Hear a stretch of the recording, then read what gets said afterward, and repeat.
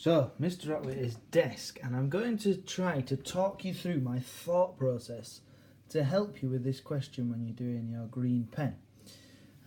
This question, I think you can, we can tackle them through the YouTube live, which I've already done, but this is causing us some trouble.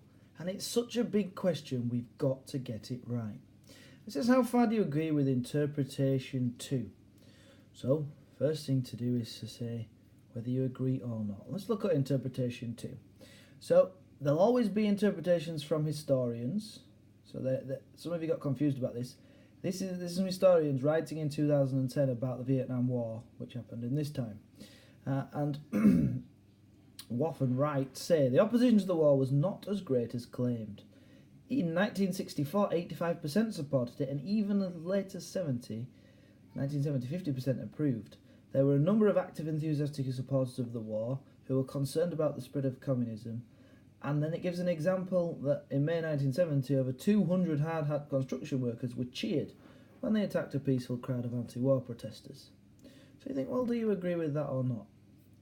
I'm going to go with, well, to some extent I agree with what interpretation 2 says, but interpretation 1 has a more convincing argument. And convincing is a great word to use in this example, because in the mark scheme, in the examples that the exam board have given, they use the word convincing, so you should too.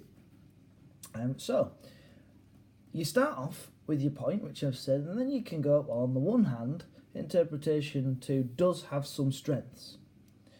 What are the strengths of interpretation 2? Well, do we know this is right? Yes, we do. So history tells us that there were a lot of people who did support the war. In fact, President Nixon referred to them as the silent majority. It's all on the Quizlet. Have a look there. This can obviously further be supported by the point taken here about the hard hat workers, which you know of. But what you might have from your Quizlet is that this was from a Gallup poll. It's not mentioned in here. The poll is mentioned here, but not the fact that it's a Gallup poll. So you can show that you know what you're talking about, because on the Quizlet it was saying that it was a Gallup poll. And we do know that many people, and it says here, people were concerned about the spread of communism in Asia. Well, we know about this, don't we? Because people were worried about a certain type of theory. Now, I'm not going to tell you what that theory is. I'm sure you can remember or look on the Quizlet for what it was themselves, but you could have used that bit of our knowledge about the theory which links to the spread of communism in Asia to help you to say why there's some merits to this source. And then you do another paragraph. You think, well, on the other hand, there are weaknesses to this source.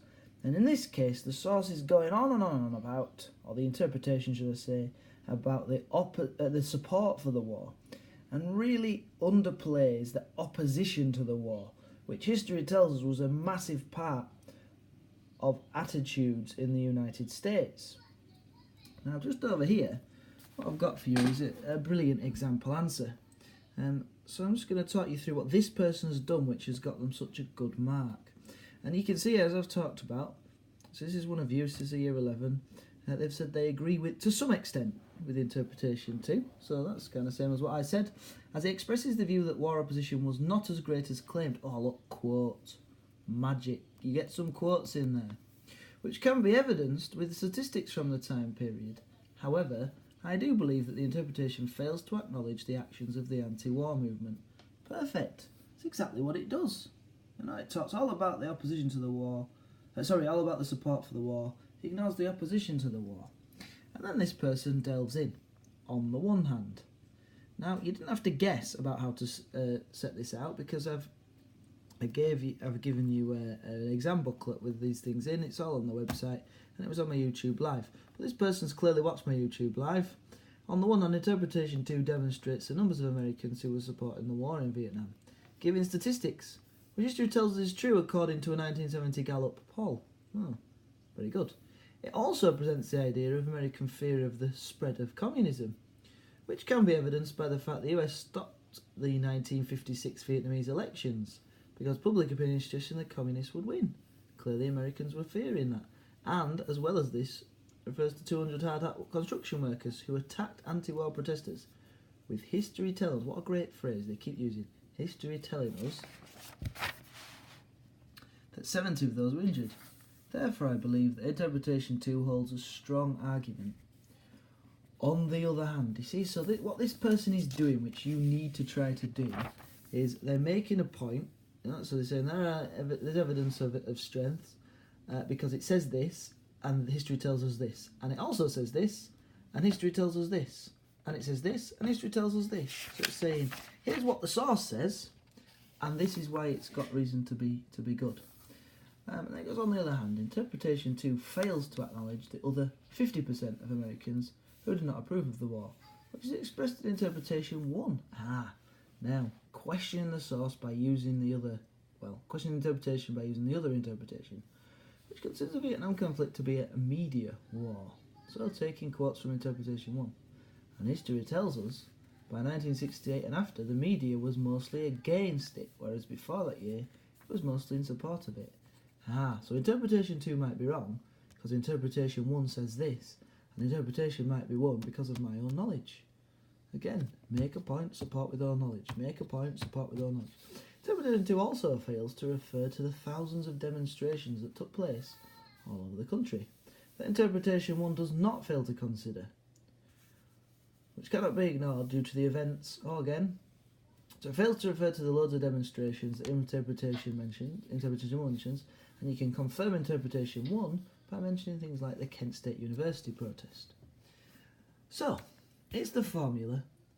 Make a point, say this is what the source says, or this is what the interpretation says, and this is what might be true. This is what the interpretation says, this is what might be true. This is what the source says, this is what might be true. Then the next paragraph, this is why what the interpretation says, and this is what the other interpretation suggests, and this is why the other interpretation might be right, with a bit of own knowledge. And then you end with a conclusion, which this person says, overall I agree to some extent with interpretation 2, as it portrays the Americans, that Nixon referred to as the silent majority, of which there was 85% supporting the US government. However, it does not recognise the 50% of Americans who by 1970 did not support the war in Vietnam, and with many of whom took part in peaceful protests to the anti-war movement, and therefore I do not wholly agree with interpretation 2. Yes, there's reasons to agree with it, but it's not perfect as a source. You can see what I've put here. Amazing. You could have done that sort of thing. I'm sure you can. I'm sure we will get to this sort of point.